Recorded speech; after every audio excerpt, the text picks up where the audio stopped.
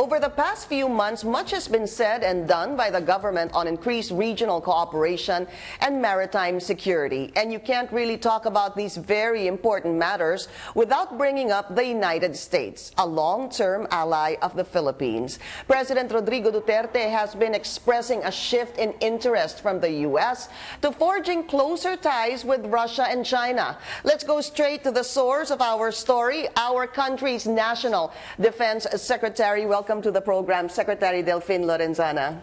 Thank you, Pinky. Thank you very much for having me. And thanks for coming. I know you just arrived last night from Hawaii. Night. You 6 attended o'clock in the evening, right? 6 p.m. Yeah. And you attended the ASEAN-U.S. regional dialogue. Informal dialogue in Honolulu. This is all about regional security. That's right. With the ASEAN, our counterparts. What was achieved during that meeting, Secretary? What achieved was we had a close dialogue with our counterparts, the defense ministers of the other 9 ASEAN countries, plus the Secretary of Defense of the United States, Secretary Carter. So the topics that were discussed were, of course, the South China Sea is number 1 there, West Philippine Sea also. We talk about terrorism, the fact that according to the information that was given to us by Secretary Carter, the ISIS and ISIL in the Middle East is soon to have no more land, wala na silang territory, and they could be looking for a suitable place to transfer the operation. And he intimated that maybe they're looking at that area, the tri-boundaries between the Philippines, Malaysia, and Indonesia, that part of our territories there. So, but you know, we also anticipated that because when I was talking last month, last August 1, when I went to Bali to talk to the Minister of Defense of Indonesia and Malaysia, we also come to the conclusion that they could be looking for a place to transfer the operation, and we have concluded that they are eyeing Basilan and Sulu in that part of Sabah, in part of Kalimantan. So that's why we are very much focused on improving the security situation in the area. We would like to control the sea lanes there so that there will be no transfer of terrorists from one place to another. Is that being done already, sir? Because that agreement was July. Signed or agreed upon in July, yes. Yeah. So are we seeing increased maritime security? Yes, we have actually fielded siguro maybe 1/2 or more of our sea crafts already in that part of our territory, yung sea marine natin. We have a presence in Bongao, Sitangkay, Tawi-Tawi, and we have actually liaison officers. Indonesia and Malaysia have officers there at our command post in Bongao to coordinate the movements of their ships, and we have also people in their command post. But Secretary, is that a cause for concern, sir? It is because I mean, if they're already saying that the ISIS is looking at a place to establish once again their I guess stronghold, they're looking at somewhere in the Philippines, Indonesia, or Malaysia. That's right, and I think one of their plan is to create a caliphate there, yung area ng caliph or whatever. So, and one thing that concerns us is there are a lot of Filipino Muslims and Indonesian Muslims and Malaysian going to Middle East either to work or to participate in the yearly Hajj, diba? Visit to Mecca, and they're coming back. So this is a big concern for us, and all of us are saying that we should monitor these people coming back so that we'll find out where they went when they were there, and where they are going when they come back to the area. Okay, we have maritime security among the 3 countries. That's right. Is there a plan for any air security, increased air patrol? Yes, that's what during our side meeting with the Malaysian and the Indonesian defense ministers, because we had it last Sunday, we will conduct that, aerial patrols also. Is there ISIS in the country, sir? Some people said no, but it indicates that because every time they are actually showing the flag of the ISIS already in somewhere there in Sulu and Basilan. So I like to believe that maybe they have some influence already over our people there. And we're really looking at Sulu and Basilan still. That's right. Yeah. Those two areas where most of our military, I think a third of our military or our soldiers, are involved in combat operations. That's according to General Ricardo Visayas. That's right, sir. because we have moved 5 more battalions to Hulo for the past month. All right. You were in Hawaii, as you mentioned a while ago. You spoke to U.S. Defense Secretary Ashton Carter as well, sir. Let's talk about what the President said in terms of the U.S. Exercises, Philippine-U.S. exercises being the last, not just this year, but for the next 6 years. Let's listen to that. Yeah. When you said na we are about to see the last of the joint military exercises between us and U.S. Yes. Did you mean Yes, this year? in my term, yes. I don't know if that treaty would take some form, but in my term, yes. Sir, just to follow up, sir. I would not be using my, entitlements as commander-in-chief. I would simply say that that is the foreign policy. Was this relayed to U.S. officials, sir? It doesn't be related because they also listen to what the President has said and they are asking me. So what's the real score? So the U.S. Defense Secretary asked you, sir? Yeah, what is it? What about the exercises next year? Not only him, but also the Pacific Commander, Admiral Harris, and the SOCPAC Commander, General Fenton, all asked me.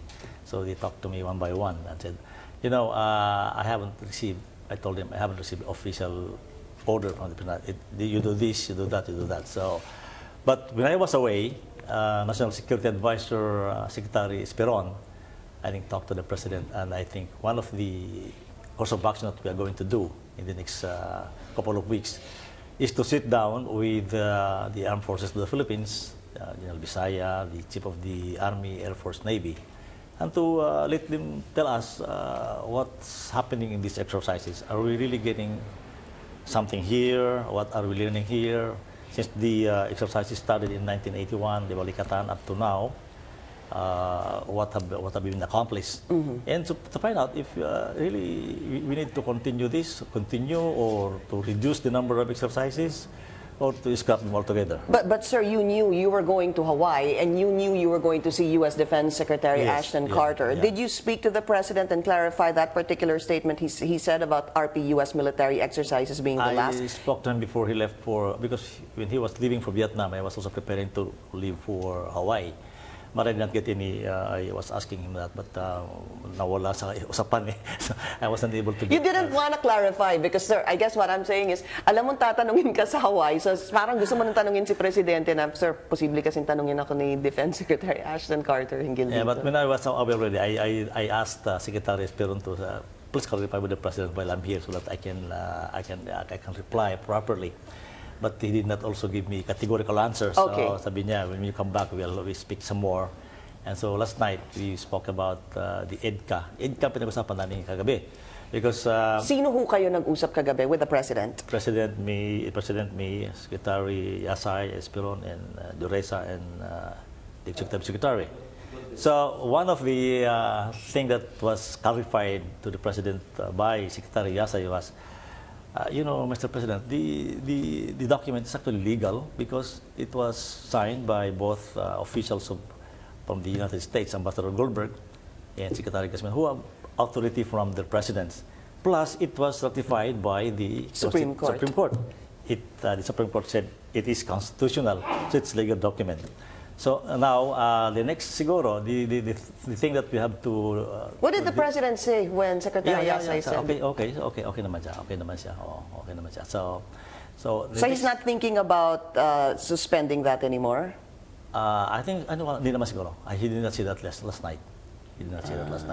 But the thing is, the EDCA, which was signed in 2014, was ratified only this January by the Supreme Court. So we are looking at the implementation sometime next year because even the United States has to go to the U.S. Congress to get money for the expense to be made to these camps, 5 camps.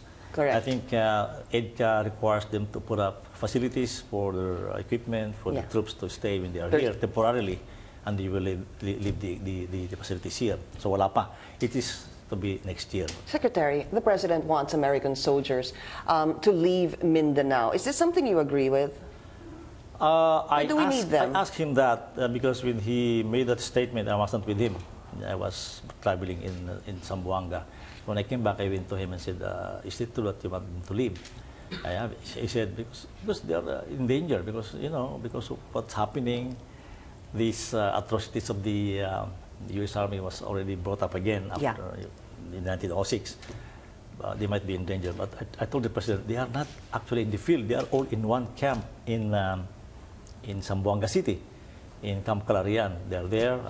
There are 107 of them, and most of them are soldiers. They're combatants. I think they know how to protect themselves.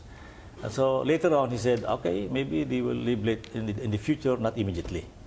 So they may leave in the future. Yeah.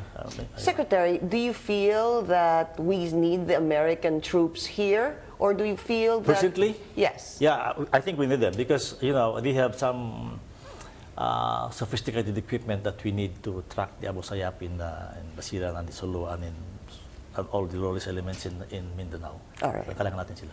Do you wish that the President will reconsider his decision on American troops? I think there's no need to reconsider because he said naman na they can stay. They could leave maybe in the future. They can stay temporarily. What about the EDCA? Should that be honored, you think? I think it should be honored, but you know, it depends on him because he's the architect of our foreign policy. Pag sinabi niyang we will remove them, then we will follow him. But you have to discuss first the pros and cons of having the EDCA here. Let's talk about the arbitral tribunal ruling. Secretary Lorenzana, let's listen to this report by Christy Lou-Stout regarding the South China Sea. This is the South China Sea, and these may not look like much, but these small, sparsely populated islands and reefs are at the center of a heated international dispute over land and water rights involving China, the United States, and much of Southeast Asia. Nearly a third of the world's trade passes through here on ships, and valuable gas and oil deposits are believed to lie below these waters. Vietnam, the Philippines, Malaysia, Brunei, and Taiwan all have competing claims to territory, but China is the most ambitious and the most aggressive. As you can see, China claims almost all of the sea, citing a historic boundary it calls the 9-dash line.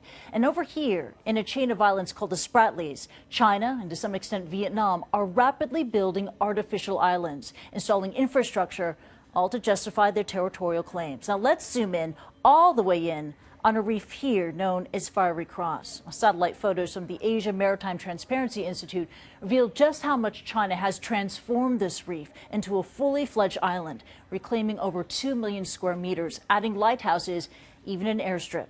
And just a few steps away, zoom into a different story. Sand Cay Island, controlled by Vietnam. The AMTI says Vietnam expanded the island here by more than 50%, adding defensive positions, gun emplacements, and trenches.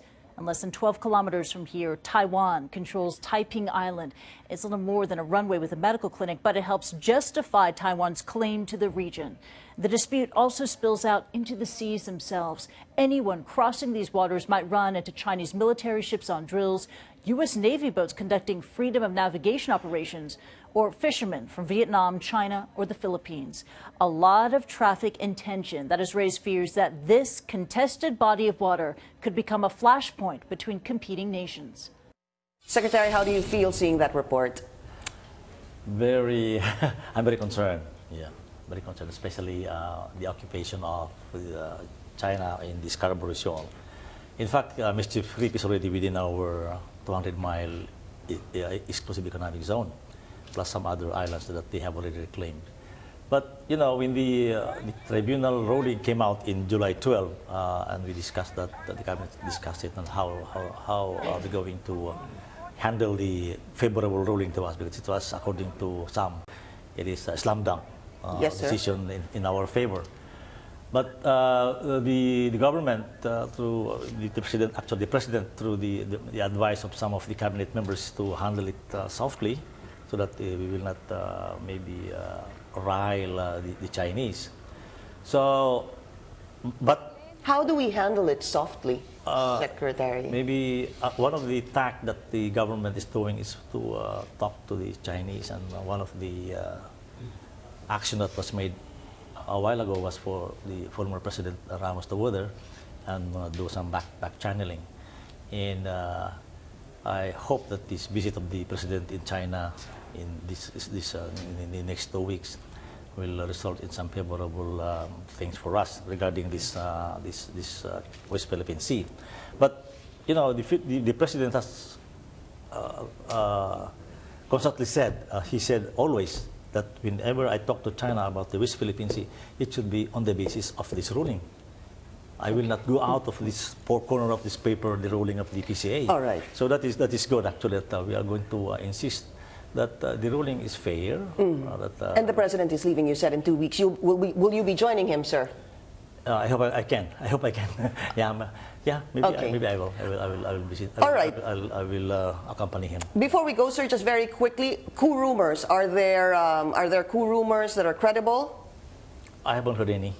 I'm sorry? I haven't heard any. You haven't heard any. I haven't Secretary heard Delfin Lorenzana, sir, thank you so much. Appreciate you coming over. Thank you very much. Thank you, sir. Glad to Thanks a be here. lot. Yeah.